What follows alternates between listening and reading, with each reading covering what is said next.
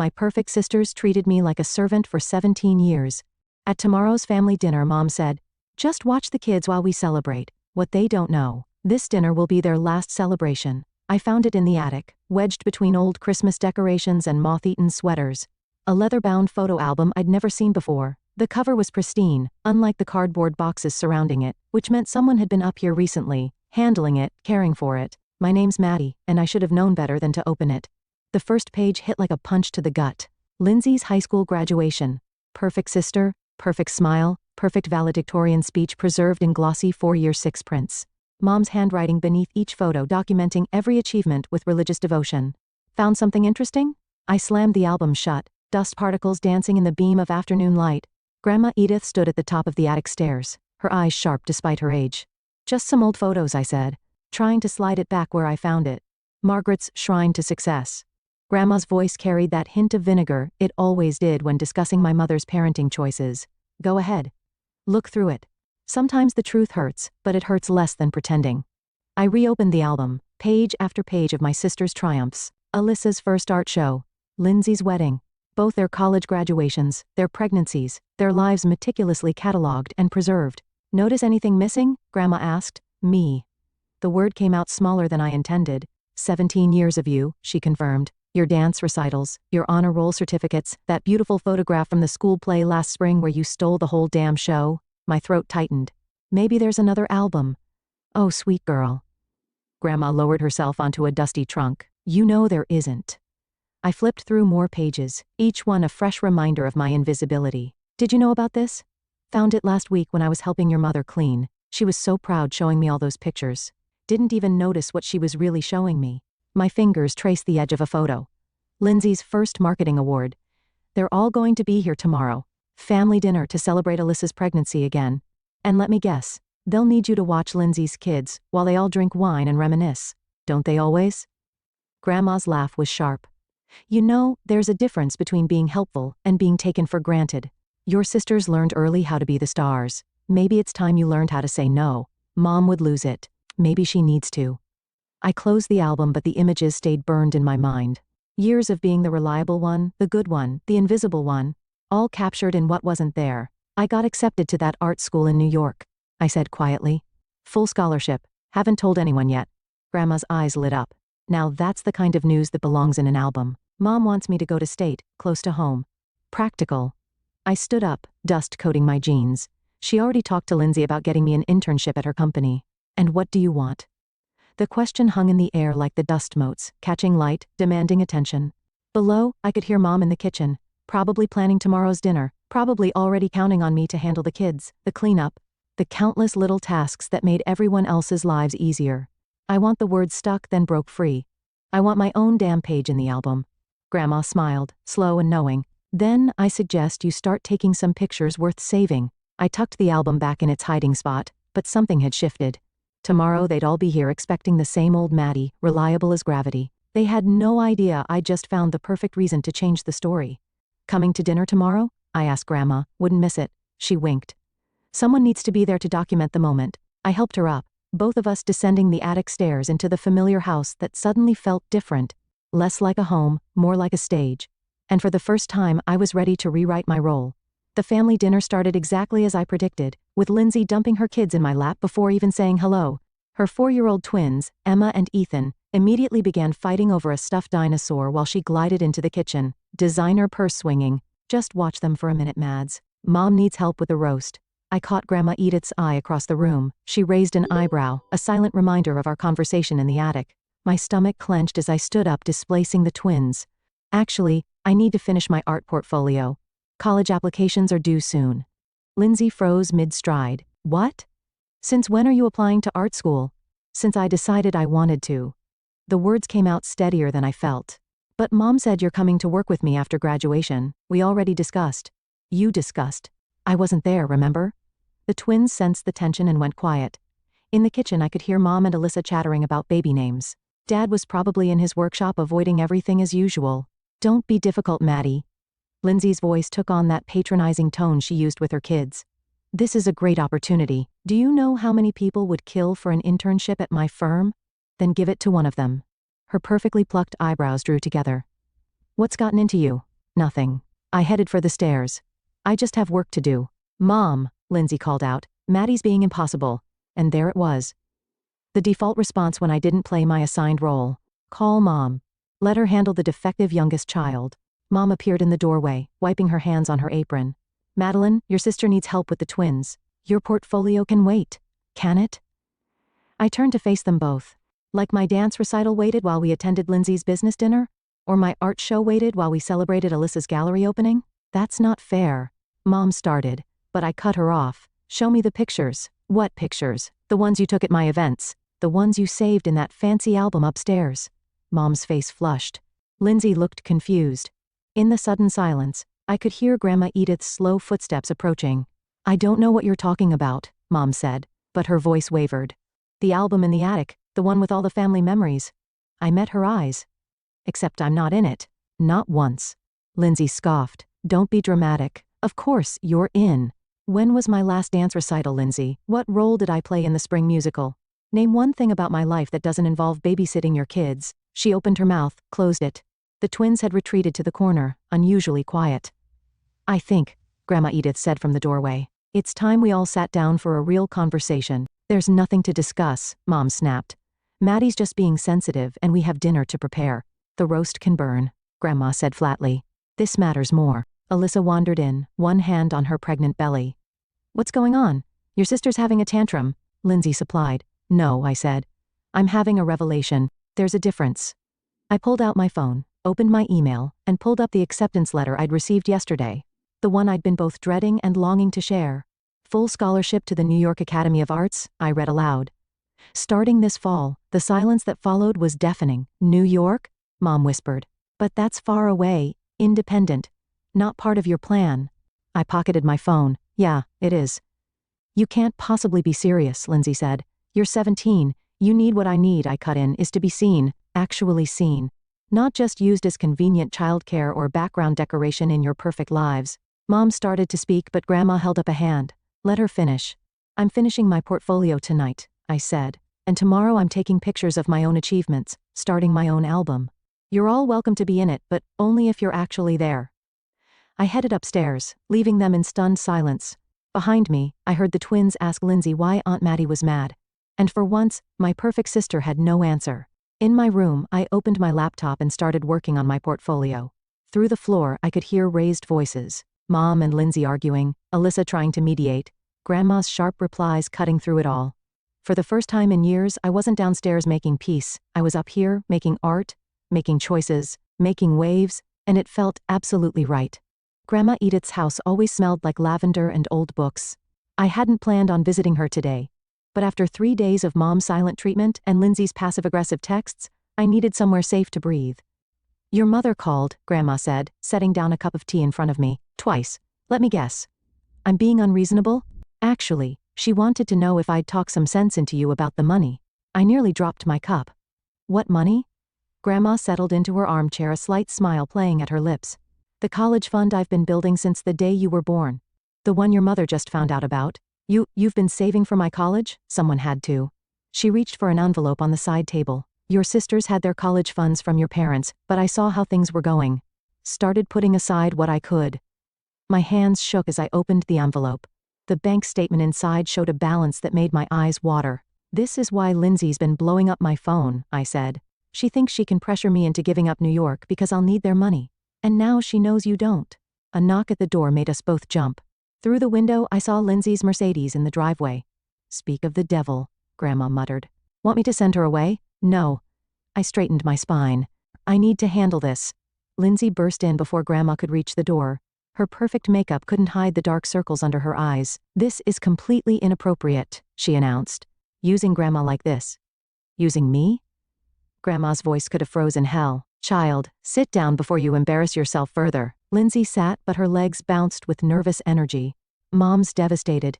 Dad hasn't come out of his workshop in days, and Alyssa's doctor says her blood pressure is too high, which you'd know if you answered her calls. Don't you dare guilt-trip me about Alyssa's pregnancy, I said. Not when you're the one who told her I'd be available to help after the baby comes. Because that's what family does. No, that's what I do. You and Alyssa get to have lives, careers, families. I get to be the support system. We supported you plenty, name one time. The silence stretched. Grandma quietly sipped her tea. This isn't about support, Lindsay finally said. This is about you being selfish, running off to New York, abandoning your family. Like you abandoned your dreams? The words shot out before I could stop them. Lindsay went pale. What? You wanted to be a writer, remember? You used to tell me stories when I was little, but Mom and Dad thought marketing was more practical, so you gave up. Now you're successful and miserable, and you can't stand that I'm choosing differently. You don't know anything about my life. I know you cry in your car sometimes after family dinners. I know you hate your job but keep pushing for promotions. I know you want me to follow your path because it would validate your choices. Tears spilled down Lindsay's cheeks, ruining her mascara. That's not, I'm trying to protect you. From what? Being happy? Being myself? From failing. She stood up, hands clenched. Do you know how hard it is out there? How many people never make it in art? At least with me, you'd have security, a future. Like yours. I met her gaze. Living someone else's version of success? The fight seemed to drain out of her. She sank back down looking smaller somehow, more like the sister who used to read me bedtime stories. I just wanted, she whispered, then stopped. To help? Grandma supplied. Or to control. Lindsay wiped her eyes, leaving black smudges on her fingers. Mom's going to cut you off. She told me to tell you. No car, no phone, no support if you go to New York. I looked at Grandma, who nodded slightly. I don't need it, but I got a full scholarship. I have Grandma's support, and most importantly, I have myself. I stood up. You used to tell me stories about brave girls who fought dragons, remember? Maybe it's time I fought mine. Lindsay stared at me for a long moment, then gathered her purse with trembling hands. At the door she paused. The dragons, she said softly. They always won in my stories. No, I corrected her. You just stopped writing before the ending. After she left, Grandma and I sat in silence watching steam rise from our cups. Outside, Lindsay's car stayed parked for several minutes before finally pulling away. Well, Grandma said, I believe that's what they call a breakthrough. I wasn't sure if she meant for Lindsay or for me, maybe both. Dad's workshop smelled like sawdust and broken promises. I found him there, sanding the same spot on a cabinet he'd been working on for months, his shoulders hunched against the world. Your mother's crying again, he said without looking up. I know. Alyssa called, said she might lose the baby from stress. The guilt hit like a physical blow, but I forced myself to stand straighter. That's not fair, Dad. He finally turned, his eyes tired behind his safety glasses. None of this is fair, Maddie, but it's family, is it? I picked up a wood shaving, let it fall. Because from where I stand, family looks a lot like sacrifice, just not everyone's doing the sacrificing. He set down his sandpaper, a rare sign he was actually engaging. You think I don't understand sacrifice? I gave up my architecture career to support your mother's teaching, to be here for you girls. And how's that working out for you? Hidden in your workshop while everything falls apart? The truth hung between us like dust in the sunbeams. Dad reached for his sandpaper again, but I stepped forward and placed my hand on the cabinet. I found my college essay, I said, the one I wrote last year about wanting to study art. It was in the trash after Mom reviewed it. His hand trembled slightly. She means well. She means what's best for her version of this family. Just like she meant well when she convinced Lindsay to study marketing instead of writing. Just like she meant well when she told Alyssa her art was just a hobby until she got married. Your mother isn't the only one responsible. I met his eyes. You saw it all happening. You just decided it was easier to build furniture than stand up for your daughters. The workshop door opened, and Mom stood there, her face blotchy from crying. Gregory, I need you to talk sense into her. She's throwing away everything we planned. Like you threw away my essay? The words shot out before I could stop them. Mom froze. Dad suddenly became very interested in his sandpaper again. I was protecting you, she whispered. No. You were protecting yourself, your perfect family narrative, your controlled little world where everyone plays their assigned role. That's enough. Dad's voice cracked through the air like a whip, surprising us all. Margaret, sit down. Maddie, you too. We sat on his work stools, the three of us forming a triangle of tension. I got another letter today, I said, into the silence. From the New York Academy, they want to feature my portfolio in their incoming student showcase. Mom started to speak, but Dad held up his hand. Let her finish. They said my work shows remarkable emotional depth and technical promise, that I could have a real future in fine arts. I pulled out my phone, showed them the email. The first person I wanted to tell was you, Mom, both of you, but I knew you'd find a way to turn it into something wrong. Mom's lips trembled. We only want what's best. For who? Dad's question cut through her practiced response. We both stared at him. For Maddie or for your idea of who she should be? Gregory? No, Margaret. I've been quiet too long. He stood up, pacing between his half-finished projects. I watched you reshape Lindsay's dreams until she forgot they were ever hers. I said nothing when you convinced Alyssa that art was just a phase. But I'm done building cabinets while you dismantle our daughters. Mom's face went white. How dare you? He's right. The words felt like liberation. And you know he is. That's why you're fighting so hard against my choice. Because if I succeed, it proves you were wrong about everything. I was never wrong about wanting to protect you. From what? From being happy? From being ourselves? Dad picked up a small wooden box from his workbench. One I'd never seen before. Inside were newspaper clippings, old sketches, report cards. My report cards, my sketches. My achievements. I kept them, he said quietly. Everything you thought no one noticed. Mom stared at the box like it was a bomb about to explode. In a way it was. I'm going to New York, I said standing up, and I'm done feeling guilty about it. I left them there. Mom with her shattered certainties, Dad with his box of secret pride and years of unspoken truths floating in the sawdust between them. In the driveway, my phone buzzed with a text from Alyssa. We need to talk. The day wasn't done with me yet. Alyssa's apartment looked like a tornado of art supplies had collided with a baby boutique. She sat cross-legged on her paint-splattered couch, one hand resting on her swollen belly, the other clutching a mug of tea. You're killing Mom, she said without preamble. Funny, she's doing the same to me. This isn't a joke, Maddie. Her blood pressure's through the roof. Dad's talking about therapy, and my doctor says if I don't reduce stress, don't. I stepped over a stack of parenting books. Don't make your pregnancy complications my fault. I'm not. I'm telling you what's happening while you're busy planning your great escape. The bitterness in her voice caught me off guard. Alyssa had always been the peacemaker, the free spirit. Now she sounded more like Lindsay. Remember when you wanted to go to art school? I asked quietly. She flinched. That was different. Was it? Or did Mom just convince you it was? I grew up, Maddie. I realized that art was just a hobby, that you needed something more practical. I picked up one of her recent paintings leaning against the wall. Is that why you still paint every day? Why your entire apartment is a studio? I have a gallery showing next month. Which Mom calls your little hobby show while she brags about Lindsay's promotion? Alyssa set down her mug hard enough to slosh tea onto her coffee table. What do you want from me? I want you to admit that you're angry, not at me, at yourself, for letting them clip your wings. You don't understand. I have a baby to think about now. I need stability. You need to be honest about who you are, what you want. What I want. She stood up, surprisingly agile despite her pregnancy. I want my family whole. I want my sister to stop tearing everything apart just to prove a point. What point? That I deserve to exist outside of your needs? The silence that followed felt like glass about to shatter. I saved all your drawings, she said finally. From when you were little. When you'd sit in my studio and try to copy everything I did. I remember. You were the only one who encouraged me. And now you're better than I ever was. Her voice cracked. You're going to New York to live the dream I gave up, and I'm stuck here painting nursery murals and pretending it's enough. The truth of it hung between us like smoke. Come with me, I said suddenly. What? After the baby. Come to New York, there are galleries there, opportunities. Stop it. She wrapped her arms around herself. Just stop. Why? Because it's easier to resent me than admit you're trapped? Because I can't. The words exploded out of her. I can't leave Mom and Dad. I can't disappoint everyone. I can't be you. My phone buzzed. Another text from Lindsay, probably about Mom's latest crisis. I ignored it. You know what the worst part is? Alyssa continued. Tears streaming now. You're right. About everything. About Mom, about our choices, about this whole twisted family dynamic. But knowing doesn't change anything. It changes everything. I moved closer, took her hands. You could. She pulled away. I need you to leave, Alyssa. Please, the baby. She pressed a hand to her belly. I can't handle this right now.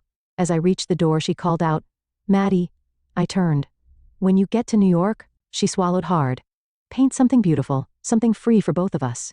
Outside, I checked my phone. 5 missed calls from Mom, 3 texts from Lindsay, 1 message from Dad. Your mother's called a family meeting. Tomorrow night, non-negotiable. And there it was, the final showdown they'd been building toward. The last attempt to force me back into my assigned role. I texted back 1 word, no. Then I called Grandma Edith. Can you come with me tomorrow to pack up my room? Her response was immediate. About damn time. The sky was turning the same shade of purple as the bruises on my heart. But for the first time in weeks, I felt light, free. Let them have their family meeting without their favorite scapegoat. I had paintings to create, wings to spread, and a life to reclaim. Tomorrow would be soon enough for goodbye. They ambushed me in the driveway. Mom, Dad, Lindsay, and even Alyssa, arranged like a firing squad as Grandma Edith and I pulled up with empty boxes for my room. Family meeting, Mom said, her voice steel-wrapped cotton. Now. Grandma squeezed my hand. Remember, you don't owe them your dreams. Inside, the living room felt like a courtroom. My sisters flanked our parents on the couch, leaving me the lone chair across from them. Classic Parker family dynamics. Everyone against one. This ends now, Mom began. This rebellion, this nonsense about New York, Madeline, Lindsay cut in using her executive voice. We've found a solution that works for everyone. She pulled out a folder. Always prepared, always in control, a compromise. You can take art classes at the community college while interning at my firm, live at home, save money, keep babysitting your kids? I finished. Don't be difficult, Alyssa said, but her eyes wouldn't meet mine. We're trying to help. No. You're trying to keep me trapped, like you. Mom surged forward. That's enough. Your sister is offering you an opportunity. To follow her path, like you made her follow yours? I made my own choices, Lindsay snapped. Did you? Then why did I find your old notebooks, the stories you used to write, hidden in Dad's workshop like some shameful secret? The color drained from her face. Dad shifted uncomfortably. This isn't about me, Lindsay said, but her voice wavered. It's about all of us. I stood up, my legs shaking but my voice steady. About how Mom orchestrates everyone's lives like we're her personal puppet show. About how Dad builds furniture instead of building courage. About how you and Alyssa gave up your dreams and now can't stand that I'm fighting for mine. You ungrateful, Mom started, but Dad touched her arm. Margaret, he said quietly. Let her speak, no. Mom shot to her feet. I won't let her destroy this family with her selfishness. You already destroyed it, I said. Every time you ignored my achievements. Every time you made Lindsay choose security over passion. Every time you called Alyssa's art a hobby. I gave you everything. Mom's voice cracked. Everything I never had. Opportunities, stability, you gave us cages. The truth hurt coming out but I couldn't stop. Beautiful, comfortable cages with all the right labels. Perfect daughter, responsible daughter, and me. The spare, just in case the others needed something. Silence fell like shattered glass. Then Lindsay stood, her corporate mask cracking. If you leave, you're cut off completely. No support, no backup plan. I don't need your money. I pulled out my phone, showed them the email. Full scholarship, plus grandma's savings. I'm not asking permission anymore. I'm telling you I'm going, Madeline Parker. Mom's voice went deadly quiet. If you walk out that door, you are no longer part of this family. The words hit like physical blows but I stayed standing. Funny. I never really was. Mom, Alyssa gasped, one hand on her belly. Margaret, think about what you're saying. Dad pleaded, but Mom stood firm, tears streaming down her face. Choose Madeline, your family, or your selfishness. I looked at each of them. Mom's rigid anger, Dad's helpless concern, Lindsay's cracking facade, Alyssa's pregnant fear, my family, my cage. I choose me. I turned toward the stairs but Lindsay grabbed my arm. Maddie, please, we need you. No. I gently removed her hand. You need someone to blame for your own choices. Find someone else. You'll fail. Mom called after me. You'll come crawling back when New York chews you up and spits you out. I stopped at the stairs. Maybe. But I'd rather fail at being me than succeed at being your puppet. Upstairs, my room waited with its empty boxes, ready to be packed, ready for escape. But as I reached for the first box, my hands started shaking. They were right about one thing. I was terrified of failing, of succeeding, of being truly alone for the first time. But more terrifying was the thought of staying, of becoming another Parker family casualty, building my own comfortable cage beside theirs. Through my window, I could see Grandma Edith in the driveway, standing guard like a sentinel. Below, voices rose and fell like waves of recrimination. I picked up the first box. Sometimes burning bridges lights the way forward. Time to start packing. The last box was in Grandma's car when Lindsay's Mercedes screeched into the driveway blocking our exit. She emerged like a corporate warrior, clutching a manila envelope. One last chance, she announced, striding toward me. Before you throw everything away. Move your car, not until you see this.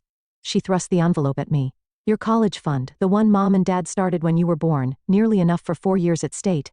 I didn't take it. You mean your leverage? I mean your future. Her perfect makeup couldn't hide the desperation in her eyes.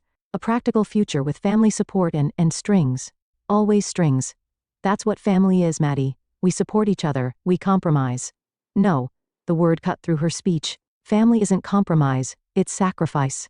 And it only ever goes one way. She flinched but rallied. You want to talk about sacrifice? Fine. Let's talk about who paid for your art supplies all these years. Your dance classes. You're my babysitting services, my constant availability, my dreams that got pushed aside for everyone else's convenience? That's not. Did you know Dad kept my drawings? The question caught her off guard. Every single one, hidden in his workshop like evidence of a crime. Her corporate mask slipped. What are you talking about? The same place he kept your stories, Lindsay. The ones Mom said weren't practical enough. The envelope trembled in her hand. Stop it. Why? Because it's easier to bribe me than face your own buried dreams? I made my choices. No. The shout surprised us both. Mom made them. You just surrendered, and now you can't stand that I won't do the same. She threw the envelope at my feet, papers spilling across the driveway. You ungrateful little enough.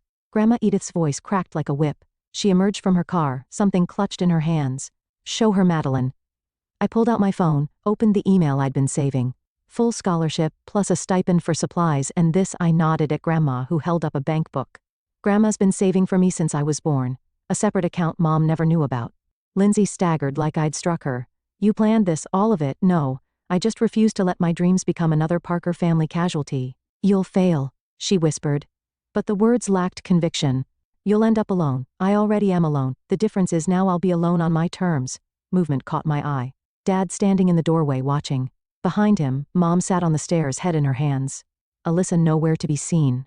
Move your car, I said again. Or what? Or watch me leave anyway. Without the perfect goodbye you're trying to script. Something broke in her expression. The corporate mask, the perfect sister facade, the weight of decades of compliance. I used to write about girls like you, she said softly. Brave ones. Free ones. Before Mom convinced you it was childish? She nodded, tears tracking through her makeup. It's not too late, I offered, to start writing again. It is. She dug for her keys, some cages you build yourself. As she moved her car, Dad finally stepped forward. Maddie. I know, Dad, the workshop, the drawings. I should have. Yes, you should have.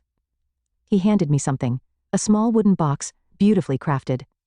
Inside I found my first crayon drawing carefully preserved for your new studio, he said quietly. Behind us, Mom's sob echoed from the house, but she didn't come out. I hugged Dad briefly, nodded to Lindsay, and got into Grandma's car. As we backed out, I caught a final glimpse of my family.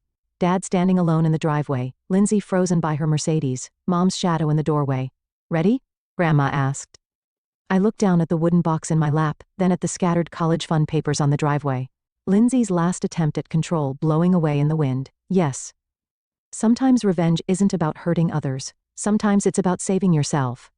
We turned onto the main road, leaving behind the house, the expectations, the carefully constructed cage of family obligation. Ahead lay New York, freedom. A blank canvas waiting for the first bold stroke. I didn't look back. My first gallery showing at the Academy brought an unexpected crowd. Among the viewers studying my work, I spotted a familiar silhouette, Dad, standing before my centerpiece painting. The canvas showed 3 birds in a gilded cage, the door open, one flying free while the others remained perched inside. I'd titled it Family Portrait. You captured your mother's eyes, he said as I approached. In the bird that's staying behind. I didn't think you'd come. Wouldn't miss it. He gestured to the painting, though I suspect I'm the perch they're sitting on. The truth of it made us both wince. How is everyone? I asked. More out of courtesy than desire to know. Your mother's in therapy, finally. He ran a hand through his graying hair. Lindsay's writing again, short stories after the kids are asleep, and Alyssa. He smiled slightly. She turned her nursery mural into a full exhibition. Small gallery, but it's a start. Something tight in my chest loosened just a fraction. And you? Sold the cabinet business. His eyes remained on the painting. Started teaching woodworking at the community center instead. Turns out I like helping others build things more than hiding behind them. A commotion near the entrance drew our attention. Grandma Edith had arrived, commanding the room like she owned it. Several of my classmates immediately gravitated toward her, drawn by her sharp wit and sharper insights. She's proud of you, Dad said. We all are, even if some of us are still learning how to show it. Dad, no, let me finish. He turned to face me fully. You were right about everything. The cage, the compliance, the cowardice. But you were wrong about one thing. What's that? He pointed to the flying bird in my painting. Freedom isn't just about escape. Sometimes it's about showing others the door is open. Before I could respond, my faculty advisor called me over to meet a prominent gallery owner. When I looked back, Dad had moved to another piece. A small sketch of his workshop, the light falling just so on his tools. My phone buzzed with a text from Alyssa. Baby's here. Named her Eden. For freedom and new beginnings, thought you'd appreciate the symbolism, artist. Another message followed. She has your eyes and your stubbornness, refused to follow the birth plan, did it her own way. I smiled, typing back. Good for her. Grandma finally made her way to me, her eyes bright with pride. Quite a statement piece, she said, nodding at the family portrait. Though you might need to update it. Why's that? Your sister's bird seems to be testing its wings. She handed me a literary magazine open to a short story byline, L. Parker. Lindsay published something under a pen name. Baby steps. Grandma squeezed my arm. Sometimes the bravest thing isn't flying away, it's showing others how to spread their wings. The gallery owner was waiting, but I took a moment to scan the room. Dad, studying my art with new understanding. Grandma, holding court among my peers. The empty spaces where Mom and my sisters weren't yet. My phone buzzed again. Lindsay this time. Read your interview in the student paper. You're right, about everything. I'm sorry it took me so long to see it. Not asking for forgiveness. Just wanted you to know. I slipped the phone away without responding. Some conversations needed time like paint needed to dry. The gallery owner approached, praising my technique, my vision, my courage in tackling difficult themes. But I was watching Dad, who had pulled out his wallet and was adding something to the visitor's book. Later, after the crowds left, I checked the book.